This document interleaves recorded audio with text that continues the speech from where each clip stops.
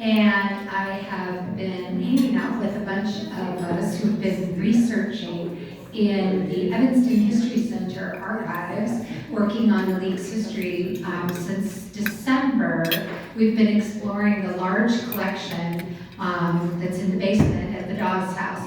And it's been really fun to explore and look at those founding years and kind of think about how we got from a women's suffrage movement, where many of the women who were involved in the Evanston women's suffrage movement were based here at the Women's Club, how we got from a women's suffrage movement to a women's voters organization. And figuring out that story has been very interesting. So I wrote a little article, it was in the newsletter, go look at that. This is really about the founding and the first moments of the League. So, the League of Women Voters of the United States was founded even before the 19th Amendment, the Women's Suffrage Amendment, was ratified, anticipating its success. State and local leagues followed from there, but in these early years, it wasn't fully clear what the League of Women Voters would do. Debates about focus and activities were accompanied by another big question: was there really a need for a women's voters organization? From the beginning, the League of Women Voters thought of itself as nonpartisan. Some women, though, saw no need for a nonpartisan voter organization. Women should just join the party, the political party of their choice, and work within it for the things that they thought important. For issues of special interest to women, they could also continue to work through existing groups. In Evanston, for example, women had been working together across party lines for many years in organizations like the Women's Christian Temperance Union, which was based right here, just north, and the Women's Club of Evanston. So in fall of 1921, before the League of Evanston was founded, debates about the role of the League of Women Voters came to a head at a national convention.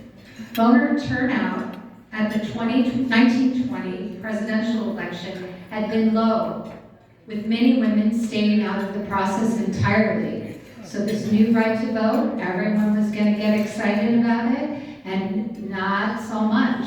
So there was some real concern. Why aren't women getting involved? Why aren't they looking at this new right and taking advantage of it? And this really surprised League members, who of course were very excited about the right to vote. And it became clear that getting women to register to vote and to the polls was going to take more work than they originally thought. The need for a nonpartisan voter education became paramount, and the National League began to see its role more clearly. It is this focus that got the attention of Evanston women and galvanized them to form the League of Women Voters of Evanston. The stated goal of the organization was, quote, to ensure that correct information was given to all women voters of Evanston. So the League of Women Voters held its first meeting on March 28, 1922, and the following week held a community luncheon here at the Women's Club to spread the news of its founding and to form a coalition that would make the work possible. Representatives from 70 Evanston women's organizations were invited. Each of the representatives was to serve as a conduit for voter information from the League to women who were members of their organizations. The guest speaker for the April 2nd luncheon was Jeanette Rankin, the first woman elected to the United States Congress. Her speech that day included this quote: "Women are being accused of taking advantage of their sex to accomplish their ends.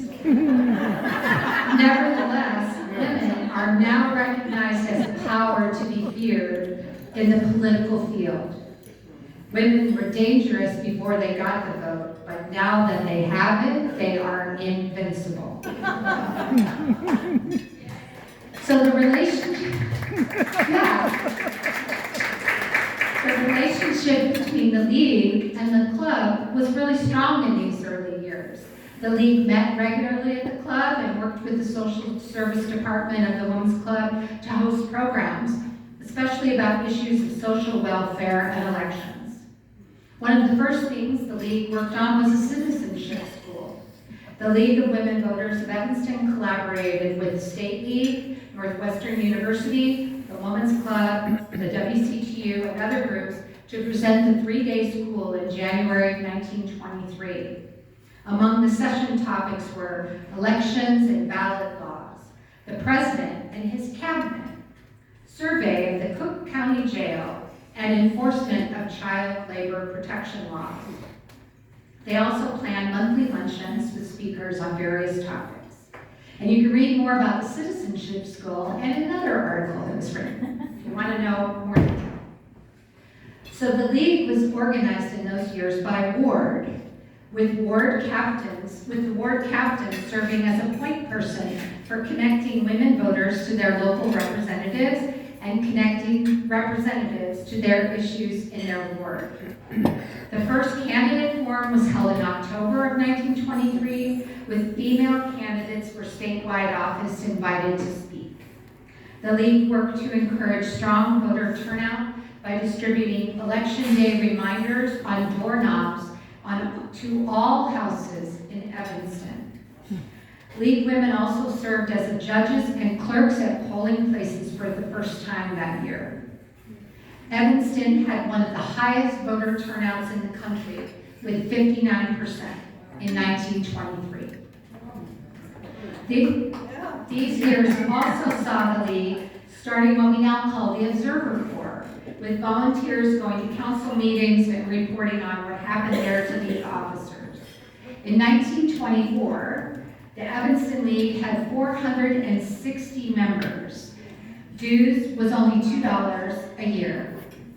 And the following standing committees: child welfare, women in industry, efficiency in government, organization, city affairs, social, education, and social hygiene.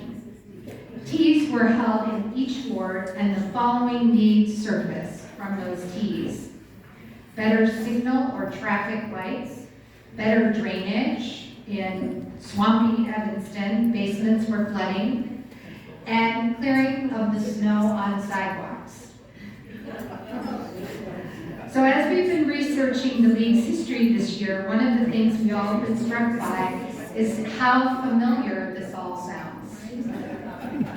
Though the League is constantly reinventing itself, it also had a strong foundation in the beginning, and it has endured by taking on a focused and simple mission to create an informed electorate. Here's to 100 years and to 100 more.